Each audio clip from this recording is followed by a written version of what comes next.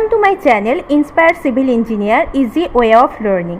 আজকে আমি যে সাবজেক্টটা শুরু করতে চলেছি সেটা হলো সার্ভে। সিভিল ইঞ্জিনিয়ারিংয়ের একটা খুব ইম্পর্টেন্ট সাবজেক্ট।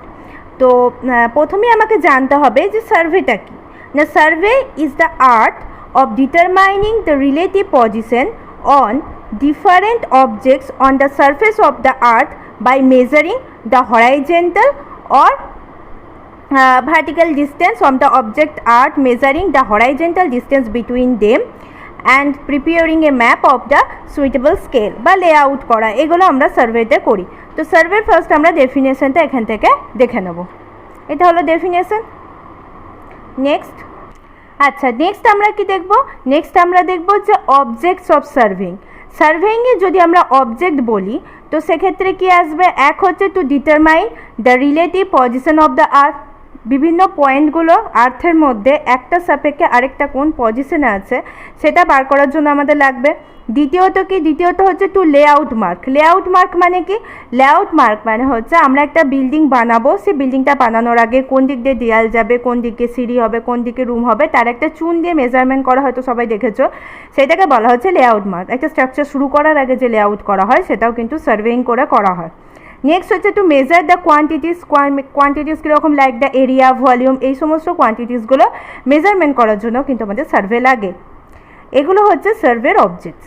এখন যদি আমরা নেক্সট স্টেপে চলে যাই যে আমরা যে সার্ভে করব সেটা কোথায় করব? পৃথিবীর ওপরে করব, আর্থ সারফেসের ওপরে করব। এখন আমাদের আর্থ সারফেসটা কীরকম সেটা আমাকে জানতে হবে। তো সেটা জানার জন্য আমাদের পৃথিবীর যদি আমরা শেপ দেখি কীরকম হয়, এরকম হয়, একদম কিন্তু সার্কুলার হয় না। দেখা যাচ্ছে যে নর্থ অ্যান্ড সাউথে একটু কম্প্রেস ফ্ল্যাটন থাকে, আর ইস্ট ওয়েস্টে কী থাকে, একটু এক্সটেন্ড থাকে। তো দেখা যায় যদি আমরা north south and east West যদি মেজারমেন্ট করি তাহলে দেখা যায় যে 43.5 কিলোমিটার স্মলার হয়। মানে এই ডাইমেনশনটা এই ইস্ট ওয়েস্ট ডাইমেনশনের থেকে কত স্মলার হয়? 43.5 কিলোমিটার। তো এই যে ওপরে নর্থে আর সাউথে একটু চ্যাপ্টা টাইপের শেপ হচ্ছে, ফ্ল্যাট অ্যান্ড হচ্ছে, এর জন্য এর প্রথম যে শেপটার নাম দেওয়া হয় সেটা হচ্ছে কি? Oblate sphere, slightly fatter at the poles. ঠিক আছে। নেক্সট হচ্ছে কি? ইলিপসয়েড। ইলিপসয়েড কেন নাম দেওয়া রয়েছে? কারণ এই যে ইকুয়েটর, নিরক্ষরেখা বরাবর, এই শেপটা কীরকম হচ্ছে?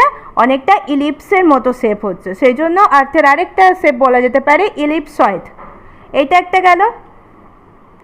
আরেকটা কি না, সাউথার্ন হেমিস্ফিয়ারটা দেখা যায়, সাউথার্ন হেমিস্ফিয়ারটা কি হয়? একটু লার্জার হয় দ্যান নর্থার্ন হেমিস্ফিয়ার। সেটার জন্য কি বলা হয়? এটাকে ওভালয়েড। এই তিন ধরনের আমরা নামে ডাকতে পারি। আচ্ছা, নেক্সট হচ্ছে কি? দেয়ারফর আমরা যে কোনো সেকশনে এটাকে ড্র করতে পারি, তো সেই জন্য আরেকটা নাম দেওয়া হচ্ছে, সেটাকে বলা হয় জিওয়েড। GEOID,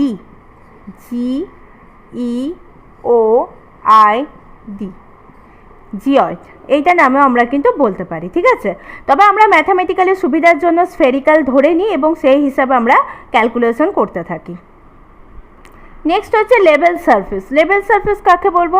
এরকম একটা আর্থ সারফেস রয়েছে, এর সাথে প্যারালালি যে কোনো সারফেস আর্থের ওপরে, আর্থ সারফেসের সাথে প্যারালালি যদি কোনো সারফেস থাকে সেটাকে আমরা কি বলবো?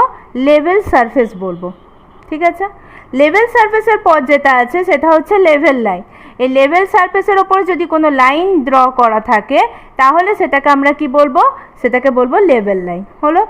আর কি হচ্ছে? Horizontal plane. লেভেল সারফেসের সঙ্গে ট্যানজেন্সিয়ালি যদি কোনো প্লেন হয় সেটাকে বলবো আমি হরাইজেন্টাল প্লেন। মানে এরকম যদি কোনো প্লেন হয় সেটাকে আমরা বলবো হরাইজেন্টাল প্লেন। লেভেল সারফেসের কোনো একটা পয়েন্টের সাথে যদি ট্যানজেন্সিয়ালি কোনো সারফেস হয় হরাইজেন্টাল প্লেন বলবো। আর কি হচ্ছে? হরাইজেন্টাল প্লেনে যদি কোনো লাইন টানি তাকে হরাইজেন্টাল লাইন বলবো। হরাইজেন্টাল প্লেনের সাথে যদি একটা প্লাম্বকে ঝুলিয়ে দিই তাহলে যে লাইনটা তৈরি করবে সেটাকে ভার্টিক্যাল লাইন বলবো। এই প্লেনে যে ভার্টিক্যাল সারফেস তৈরি করছে ভার্টিক্যাল লাইনের প্লেনে সেটাকে বলবো কি? Vertical surface. এগুলো সম্পর্কে ডিটেলিংয়ে আমরা আরও জানবো যখন লেবেলিং করব। এখন আপাতত যেটা জানার দরকার সেটা হচ্ছে লেভেল সারফেস। যে আর্থ সারফেসের সাথে প্যারালালি যে সারফেসটা থাকে সেটাকেই বলা হয় লেভেল সারফেস। নেক্সট যেটা দেখবো সেটা হচ্ছে গ্রেড সার্কেল। গ্রেড সার্কেল কীরকম না, এরকম যদি আমাদের আর্থ সারফেসটা হয় তাহলে সেটাকে যদি একদম মিড পোর্শনে মানে an imaginary circle passing through the centre of the আর্থ, সেটাকে আমরা কি বলবো, grade circle.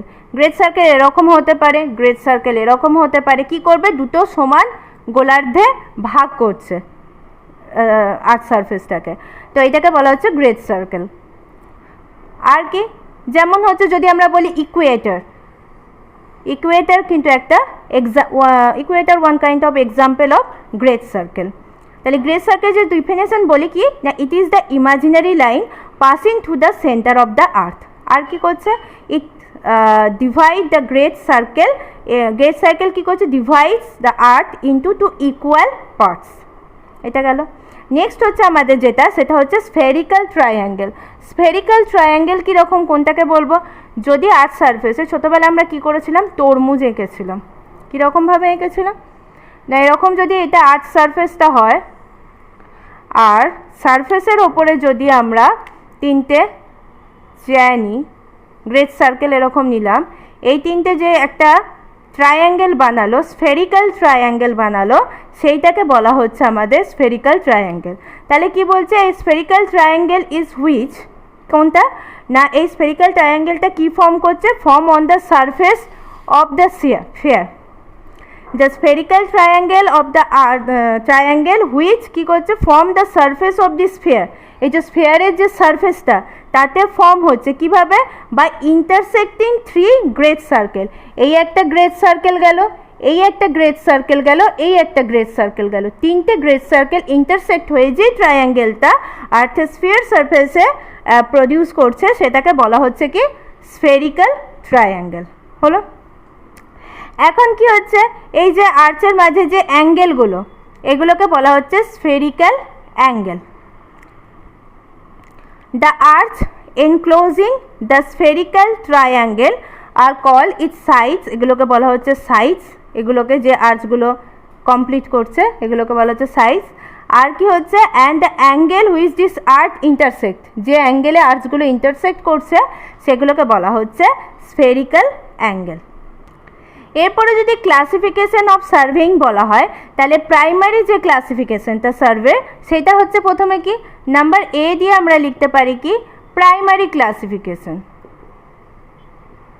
Primary classification, primary ক্লাসিফিকেশনের মধ্যে কি থাকে, একটা থাকে প্লেন সার্ভে আর একটা থাকে কি জিওডেটিক সার্ভে। তাহলে কি হচ্ছে, প্রাইমারি যদি ক্লাসিফিকেশন বলি সার্ভে, তো দুটো সার্ভে থাকে, একটা হচ্ছে প্লেন সার্ভে, একটা হচ্ছে জিওডেটিক সার্ভে। আমরা কি দেখলাম যে আর্থ সারফেসটা একটা কার্ভেচার, তার মানে কীরকম হচ্ছে, আর্থ সারফেসটা এরকম হচ্ছে। এখন যদি খুব স্মল জায়গায় সার্ভে হয়, ধরে নিলাম এইটুকুনি জায়গায় সার্ভে হচ্ছে, তাহলে এইটুকুর জন্য কি কার্ভেচার ও পার্টটা কনসিডারেশনে আসবে, আসবে না। তাহলে এইটুকু জায়গায় যদি সার্ভে হয় তখন সেটাকে আমরা বলবো প্লেন সার্ভে। সেটা কতটা এরিয়া না, আপ টু 250 কিলোমিটার স্কোয়ার, এই পর্যন্ত যতক্ষণ পর্যন্ত এরিয়াটা থাকবে সার্ভের এরিয়াটা, তখন আমরা কার্ভেচার অফ দি আর্থকে কনসিডারেশনে আনবো না, তাহলে তখন সেটাকে আমরা বলবো প্লেন সার্ভে।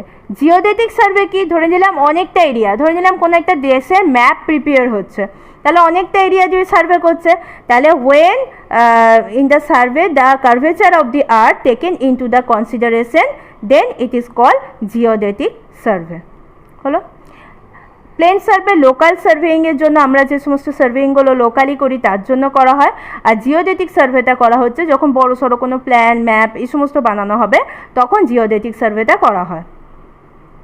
আচ্ছা, সেকেন্ডারি ক্লাসিফিকেশন যদি বলি, তার মধ্যে ফার্স্ট হচ্ছে classification due to the purpose of the surveying, কি পারপাসে আমরা ক্লাসিফিকেশন করছি তার উপরে ডিপেন্ড করছে। তো ফার্স্ট অফ অল যদি আমরা বলি, তো সেটা হচ্ছে কি টোপোগ্রাফিক্যাল সার্ভে। টোপোগ্রাফিক্যাল সার্ভে কেন করা হয়, this survey is use to obtain the map which show the detail of maps and man made the features of the earth surface including the elevation, সেটাকে বলা হচ্ছে ট্রোপোগ্রাফিক্যাল সার্ভে। মানে এক কথায় বলা যেতে পারে কি যে ট্রোপোগ্রাফিক্যাল সার্ভেটা কি হচ্ছে, ট্রোপোগ্রাফিক্যাল সার্ভেটা হচ্ছে না to determine the natural features of a country. একটা ম্যাপ বানাতে গেলে সেই কান্ট্রিটার ন্যাচারাল ফিচার্স জানতে হবে আমাকে, কোথায় পাহাড় আছে, কোথায় সমুদ্র আছে, কোথায় নদী আছে, কোথায় লেক আছে, এই সমস্ত বা উড আছে, নালা আছে, এই সমস্ত আমাকে জানতে হবে, কোথায় ফরেস্ট আছে, এগুলো জানতে হবে। তাহলে সেই জায়গার ট্রোপোগ্রাফিটা কীরকম সেইটা যদি আমরা সার্ভে করে দেখি কোনো একটা জায়গায় এস্টিমেট করতে গিয়ে, তখন সেটাকে আমরা কি বলবো, ট্রোপোগ্রাফিক্যাল সার্ভেই বলবো। ট্রোপোগ্রাফিক্যাল সার্ভে মেনলি ইউজ করা হয় কিসের জন্য, ম্যাপের জন্য ইউজ করা হয়, যে কোনো জায়গায় ম্যাপ বানাবো সেই জায়গার জন্য। ইঞ্জিনিয়ারিং সার্ভে কি, বিভিন্ন ইঞ্জিনিয়ারিং ওয়ার্কস করার জন্য যে সার্ভে করা হয়, যেমন কি হচ্ছে detail drawing of the project. আমরা সার্ভে কেন করি, রাস্তা বানানোর জন্য, রেলওয়ে বানানোর জন্য, সে রেলওয়ে প্রজেক্ট, রাস্তা, এগুলো বানানোর জন্য যে ইন ডিটেল আমাদের যা যা দরকার সেগুলোকে আমরা কি বলি, সেগুলোকে আমরা বলি ইঞ্জিনিয়ারিং সার্ভে। এছাড়া কি আছে, এছাড়া আছে কাদাস্ট্রাল সার্ভে। কাদাস্ট্রাল সার্ভে কি না কোনো ফিল্ডের বাউন্ডারি, কোনো কান্ট্রির বাউন্ডারি, সেই সব সম্পর্কে জানতে গেলে আমাকে কি করতে হবে, ক্যাডাস্ট্রাল সার্ভেটা করতে হবে। মানে কি to establish the boundary of A property or other things. তো এই যে বাউন্ডারিটা বানাচ্ছি সেটা কি দিয়ে করা হয়, কাদাস্ট্রাল সার্ভে দিয়ে। আর কি হচ্ছে না যদি কোনো সিটি থাকে সেই সিটির প্রিমিসেস কোথায় হবে, ওয়াটার সাপ্লাই সিস্টেম কীরকম হবে, বা ওয়াটার চ্যানেল কীরকম যাবে, ওয়াটার ডিস্ট্রিবিউশনের যে পাথগুলো সেগুলো কীরকম হবে, সেগুলো যদি আমরা সার্ভে করতে চাই তাহলে সেটা আমরা সিটি সার্ভের মধ্যে পড়ে। এখন যদি দেখা যায় যে ওয়াটারি স্ট্রাকচারে, যেমন কোনো সিতে বা রিভারে আমাকে সার্ভে করতে হচ্ছে বা লেকে, তখন যে সার্ভেইংটা করা হয় সেটাকে বলা হচ্ছে কি হাইড্রোগ্রাফিক সার্ভে।